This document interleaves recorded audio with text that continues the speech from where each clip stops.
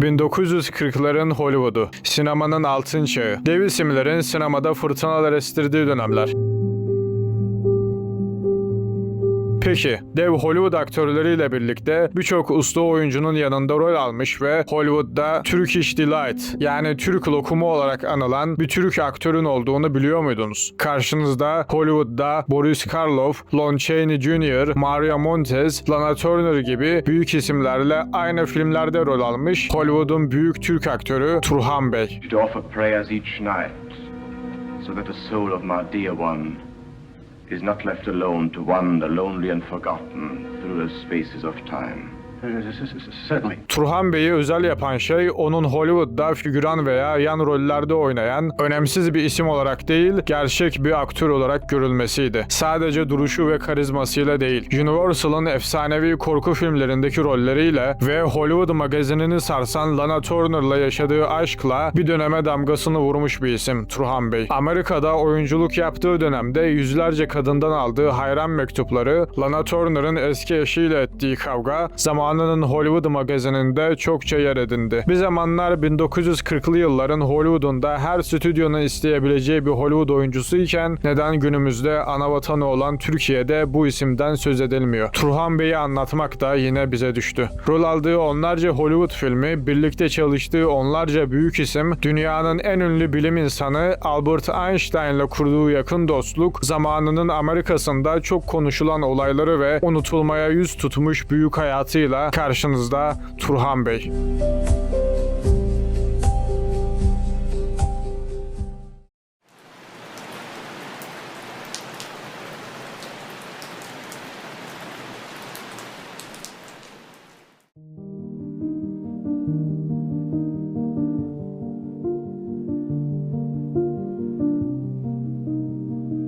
Turhan Bey'in hikayesi klasik bir sıfırdan zirveye Hollywood masalı değil. O zaten en başından beri varlıklı bir insandı. 30 Mart 1922'de Avusturya'nın başkenti Viyana'da doğduğunda ona Turhan Gilbert Selahattin Şahultavi adı verilmişti. Babası Selahattin Bey Osmanlı İmparatorluğu'nun son dönemlerinde görev yapmış, saygın bir Türk diplomatıydı. Annesi ise Çekoslovakya kökenli, Yahudi asıllı, varlıklı bir aileden geliyordu. Böylesine entelektüel ve çok kültürlü bir evde büyüyen Turhan, daha çocuk yaşlarda diplomasiyi, zarafeti ve farklı kültürleri öğrendi. Ancak 1930'ların sonuna doğru Avrupa'nın üzerinde karanlık bulutlar toplanmaya başlamıştı. Almanya'sının ayak sesleri giderek yükseliyor, Hitler'in gölgesi tüm kıtanın üzerine düşüyordu. Turhan'ın annesinin Yahudi kökenleri aileyi doğrudan bir hedef haline getiriyordu. 1938 yılında Hitler'in Avusturya'yı işgal etmesiyle birlikte aile için artık Viyana'da kalmak imkansız hale gelmişti. Aile yaklaşan büyük yıkımdan kaçmak için her şeylerini geride bırakarak Amerika Birleşik Devletleri'ne, Kaliforniya'ya sığındı. Amerika'ya, Pasadena'ya yerleştiklerinde genç Turhan'ın aklında Hollywood yıldızı olmak gibi bir hayal kesinlikle yoktu. İlk amacı sadece İngilizcesini düzeltmek, ağır Avrupa aksanını kırmaktı. Bunun için ünlü Ben Barda oyunculuk okuluna kaydoldu. Ancak sahnedeki duruşu, o Avrupa'yı aristokrat havası, keskin ve egzotik yüz hatları sıradan bir öğrenci olmadığını açıkça gösteriyordu. Turhan Bey, Amerika'ya yeni geldiği genç yaşlarda Albert Einstein ile tanıştırılmıştı. Dayısının Einstein'la birlikte çalışan bir matematikçi olduğu söylenir ve yıllar boyu süren yakın bir dostluk kurdukları da söylenir. Ben Barda Oyunculuk Okulu'nun kapısından çıkan Turhan artık İngilizcesini düzeltmiş, sahne duruşunu oturtmuştu. Ama Hollywood'da bir okuldan mezun olmak kapıların sonuna kadar açılması anlamına gelmiyordu. İlk gerçek fırsatını Warner Bros. Verdi. Ama bu fırsat göz kamaştırıcı bir başrol değildi. Stüdyonun onu bir kenara koyup gizemli yabancı kalıbına sığdırdığı küçük roller şeklindeydi. Warner Bros'ta genellikle biraz esrarengiz gözüken karakterleri canlandırdı. İlk filmleri 1941 yapımı Shadows on the Stairs ve yine aynı yıl çekilen Footsteps in the Dark oldu. Bu iki film stüdyonun ona olan güvenini pekiştirmeye yetmedi. Bu filmlerin ardından Warner Bros. Onun kontratını yenilemedi. Yani Turhan Bey'in Hollywood macerası düz bir yükseliş çizgisi değildi. Daha ilk kapıda bir reddedilişle karşılaştı. Ama bu reddediliş onu bitirmek yerine asıl şöhret bulacağı stüdyoya, Universal'a doğru itecekti. Warner Bros'un kapısı yüzüne kapanınca Turhan Bey'in önünde iki seçenek seçenek vardı. Ya Hollywood macerasına son verecekti ya da stüdyoların kapısını çalmaya devam edecekti. O ikinciyi seçti. Turhan bu dönemde Universal Studios'a geçti ve Raiders of the Desert ile Burma Convoy gibi filmlerde küçük roller aldı. Bu filmler 1941'de çekildi. Bunlar adının jenerikte yazmadığı, kimsenin hatırlamadığı ama genç bir aktörün stüdyo sistemine ayak uydurmayı öğrendiği filmlerdi. Aynı dönemde tek bir stüdyoya bağlı kalmadığı da görülüyor. RKO stüdyosu içinde çalıştı. The Gay Falcon filminde rol aldı. Bu film The Falcon serisinin ilk filmiydi. Sonra tekrar Universal'a döndü ve orada biraz daha görünür roller almaya başladı. Universal'a dönüşünde 1942 yapımı Bombay Clipper filminde oynadı. Unseen Enemy filminde ise biraz daha büyük bir rol üstlendi ve bir Japon casusunu canlandırdı. Aynı yıl içinde Junior G-Man of the Air adlı macera dizisinde de rol aldı ve Drums of the Congo filminde göründü. Dikkat ederseniz bu noktada bir kalıp oturtmaya başlıyor. Turhan Bey henüz yıldız değil ama stüdyolar onda hep aynı şeyi görüyor. Öteki olan, tam olarak tanımlanamayan, egzotik bir yüz.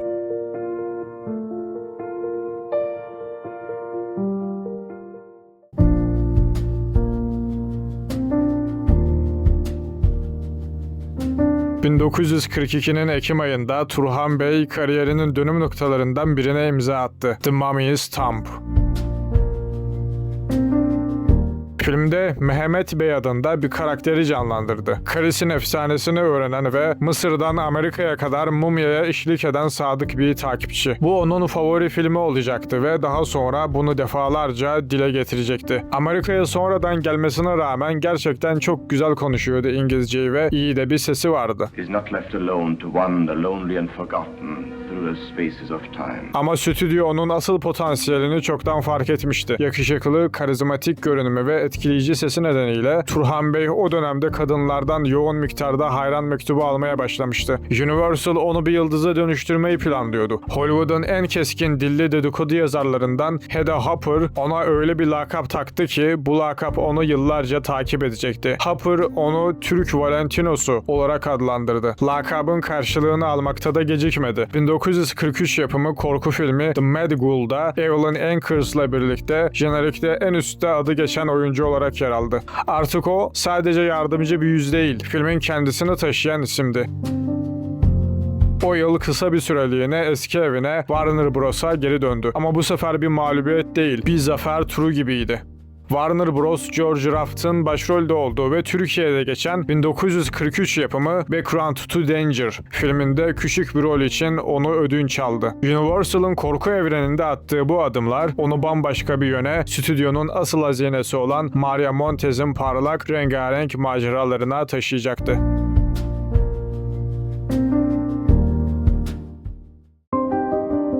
Universal'ın 1942'deki en büyük bahsi Dominik kökenli genç bir aktristi Maria Montez. Stüdyo onu bir yıldıza dönüştürmek için özenle hazırlanmış rengarenk bir doğu masalı çekiyordu. Arabian Nights. Turhan Bey bu filmde henüz küçük bir rolle yer aldı. Muhafızların kaptanını canlandırdı. Rol küçüktü ama etkisi hiç de küçük olmadı. Film Montez'i yıldızlığa taşırken Hedda Hopper kısa süre içinde ilginç bir şey fark etti. Bu küçük rolüne rağmen Turhan Bey'e inanılmaz miktarda hayran mektubu geliyordu. Bir eleştirmen onun için unutulmaz bir tabir kullanmıştı. Çimenlerin arasındaki yakışıklı bir yılan. Stüdyo bu kimyayı boşa harcayacak değildi. Montez, John Hall ve Sabu ile birlikte onu tekrar bir araya getirdiler. White Savage. Bu sefer rolü çok daha büyüktü. Artık sadece arka planda duran bir figürü değildi. Hikayenin içine gömülmüş, egzotik maceraların ayrılmaz bir parçasıydı. Bu iki film Turhan Bey'i Universal'ın Doğu Masalları evreninin vazgeçilmez bir ismi haline getirdi. Bu evrendeki bir sonraki durak, kariyerinin en parlak anını yaşayacağı o efsane film olacaktı. Ali Baba and the 40 Thieves. Türkçesiyle bizim bildiğimiz adıyla Ali Baba ve 40 Haramiler. 1944 yılına gelindiğinde Universal, stüdyonun en gösterişli, en pahalı doğu masalı projelerinden birini hazırlıyordu. Ali Baba and the 40 Thieves. Turhan filmde Cemyal karakterini canlandırarak jenerikte en üstte adı geçen isim oldu ve filmi son derece popüler oldu. Filmde onunla birlikte artık tanıdık bir kadro vardı. Mario Montez Amaro rolünde, John Hall ise Ali Baba rolündeydi. Yönetmen koltuğunda yine Arthur Lubin oturuyordu. O an Turhan Bey'in gerçek bir dönüm noktasıydı. Warner Warner Bros'un reddettiği, Universal'ın küçük rollerle sınadığı o genç Türk artık bir stüdyonun en gösterişli filminde jenerikte en üstte adı yazan isimdi. Ve bu başarı yalnız kalmayacaktı. Aynı yıl içinde Universal onu bu sefer Boris Karloff'un yanında bambaşka bir büyük bütçeli projede daha kullanacaktı. The Climax filminde romantik başrolü üstlendi. 40'lı yılları anlatırken şöyle demiş: "O yıllar gerçekten harikaydı. İnsan gençti ve yakışıklıydı. Ve görünen o ki herkesin aradığı tam olarak bu ikisiydi. Ama tam bu yükselişin ortasında dünyanın gerçekleri araya girdi. Türkiye'nin savaşa girmesiyle birlikte Turhan Bey'in hayatı da bambaşka bir yöne doğru savrulacaktı. Ali Baba filminin getirdiği zafer sarhoşluğu daha dinmeden Turhan Bey'in önüne bambaşka bir fırsat çıktı. Bu sefer Universal'ın dışından, sinemanın o dönemki devi MGM'den. Aslında Montez ve Hall'la birlikte Gypsy Wildcat filminde yeniden bir araya gelmesi planlanıyordu. Ama MGM onu ödünç alıp Katharine Hepburn ve Walter Huston'la birlikte Dragon Seed filminde bir Çinliyi canlandırması için görevlendirdi. Çekimler sırasında Lana Turner'la aşk dedikoduları konu oldu. Bu da onu magazin sayfalarının sürekli isimlerinden biri haline getirdi. Burada ona Turkish Delight lakabı takıldı. İşte Turkish Delight lakabının da kökeni tam olarak buydu. Dedikodu sütunları ikiliyi Hollywood'un ideal çifti olarak lanse ediyor. Birlikte katıldıkları her gösterişli etkinlik gazetelerde yer ediniyordu. Turner'ın kızı Cheryl Crane'in yıllar sonra anlattığına göre Turhan Bey'in annesi Lana'yı onaylamamış ve bu yüzden ilişki sona ermişti. Yani zirvedeki bir Hollywood aşkı bir annenin onayını vermemesiyle bitmişti. İlginç bir detay daha var. İlişkileri sürerken Turhan Bey, Lana'nın eski kocası Stephen Crane ile kavga ettiği söylenir. Annesinin onay vermemesi mi yoksa bu gerilim mi asıl sebepti tam olarak netleşmiyor. Muhtemelen ikisi birden. Universal'a döndüğünde onu bekleyen roller de en az bunlar kadar renkliydi. 1945 yapımı Sudan filminde Montez'in canlandırdığı hırçın Mısırlı prensese aşık olan yakışıklı bir Asiye lider rolündeydi. 1945 yapımı Frisco Sal Western'inde ise jenerikte en üstte Barbary Costa bir meyhane sahibi olan Dude Frontier karakterini oynadı. Lubin'in Technicolor masalı Night in Paradise 1946 filminde Merle Aubrey'la eşleştirilerek efsanevi köle hikaye anlatıcısı Aesop'u canlandırdı ve yine jenerikte en üstte yer aldı. Ama bu film onun için bir zafer değil, bir dönüm noktasıydı. Filmin vizyona girdikten sonra yaşadığı gişe başarısızlığı tam da Türkiye'nin Almanya Savaşı ilan ettiği ve onun 18 ay boyunca askere alındığı döneme denk geldi. Bu film vizyona girdiğinde birazdan anlatacağım üzere Turhan Bey hala askerdeydi.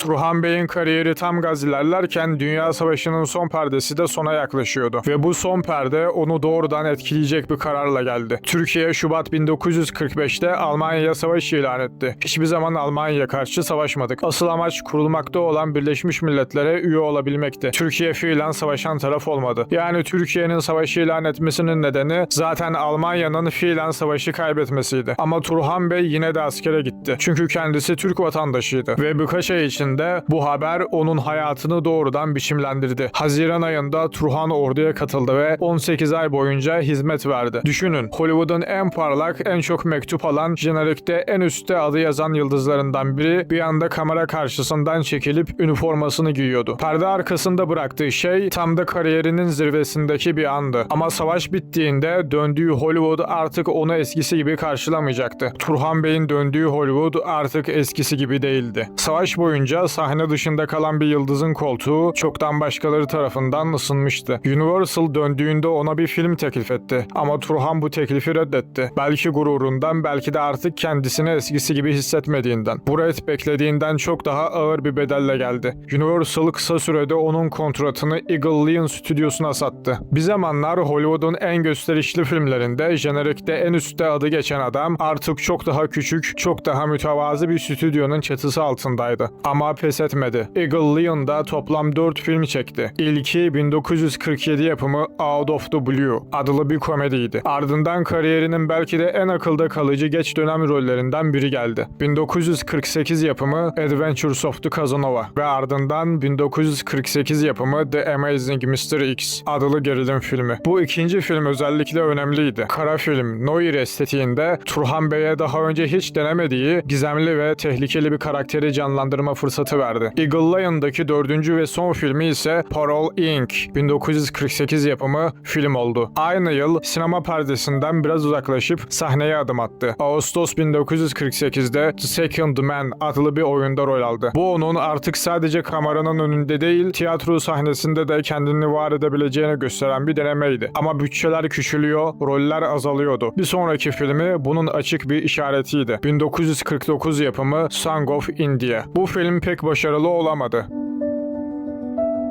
Aynı dönemde sinemadan başka bir şeye de yatırım yapmaya başladı. Palm Springs'te bir kafede hisse satın aldı. Bu küçük detay aslında büyük bir şeyin işaretiydi. Turhan Bey sinemanın dışında bir hayat kurmaya çoktan başlamıştı. Ve bu birkaç yıl içinde onu Hollywood'dan tamamen uzaklaştıracak bir yolun ilk adımıydı. 1953 yılına gelindiğinde bir zamanlar Turkish Delight olarak tanınan Turhan Bey artık tanınmaz haldeydi. Sam Katzman'ın ucuz bütçeli bir yapımında Prisoners of the Casbah filminde yükselen genç yıldız Gloria Graham'in canlandırdığı bir Cezayirli prensesle romantik bir sahnede yer aldı. Ama bu onun için sıradan bir film değildi. Bu filmi tamamladıktan sonra Turhan Bey Hollywood'u tamamen geride bırakıp Avusturya'daki memleketine dönme kararı aldı. Bu karar ne bir kovulma ne de bir skandaldı. Daha çok bir çağın kapanışıydı. 1950'lere gelindiğinde fantastik ve canavar temalı filmlere olan ilgi giderek azalıyordu ve Turhan Bey de bu değişen rüzgara ayak uydurmak yerine Hollywood'u terk edip Viyana'ya döndü. Viyana'da geçirdiği ilk yıllarda sinemadan tamamen kopmadı. İngilizce dilinde çekilen bir gerilim filmi olan 1953 yapımı Stalin Identity filmini orada öğretti. Ama bundan sonra perdeyi tamamen bırakıp ikinci büyük tutkusuna fotoğrafçılığa yöneldi. Moda çekimleri, ünlü portreleri ve reklam dergi kapağı işlerinde uzmanlaştı. Bir zamanlar kameranın önünde poz veren adam artık kameranın arkasına geçmişti. Bu 40 yıl sürecek bir sessizlik dönemiydi. Ama Hollywood onu tamamen unutmayacaktı ve 90'lı yıllarda hiç beklenmedik bir şekilde geri çağrılacaktı.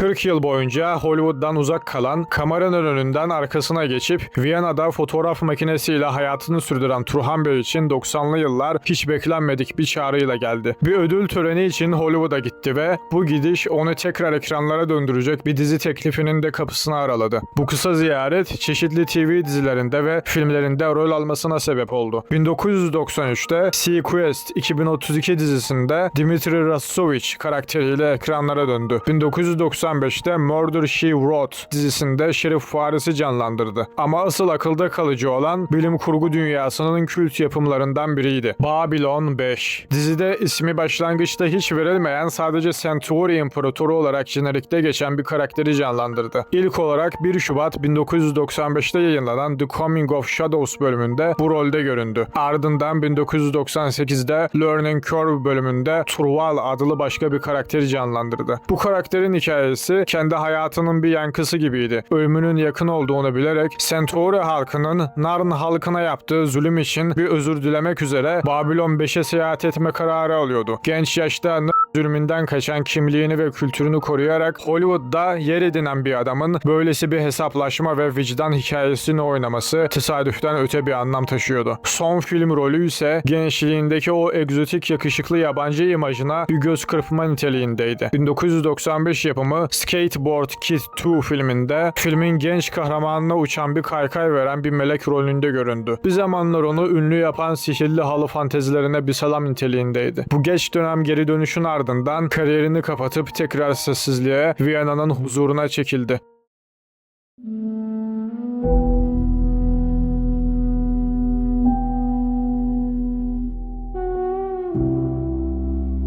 Turhan Bey'in son yılları sessizce Viyana'nın huzurunda geçti. Ama bu huzurlu son kolay bir mücadelenin ürünü değildi. Uzun süredir Parkinson hastalığıyla mücadele eden Bey, 30 Eylül 2012'de Avusturya'nın başkenti Viyana'da hayata gözlerini yumdu. 90 yaşındaydı. Onu tanıyanlar geride bir Hollywood yıldızından çok alçak gönüllü ve neşeli bir adam bıraktığını söylüyordu. Fotoğraflarını sergileyen galerist Marita Reuter onun için şu sözleri söylemişti. Mizah dolu, kendine güvenen ve kendi kendiyle dalga geçebilen biriydi. Çok sevilirdi. Onurlar ya da ödüllerle pek ilgilenen biri değildi. Vefatının ardından Hollywood'a yaptığı katkılar yankılanmaya devam etti. Turhan Bey'in hikayesi aslında hiçbir zaman düz bir çizgide ilerlemedi. Viyana'dan Hollywood'a, oradan tekrar Viyana'ya, sonra bir kez daha ekranlara, ama her dönüşünde aynı zarafeti, aynı merakı ekranlara taşıdı. İşte Turhan Bey'in Avusturya'dan Hollywood'a uzanan hikayesi böyleydi. Günümüzde fazla anılmasa da, bilinmese de o adını sinema tarihine çoktan kazıdı bile.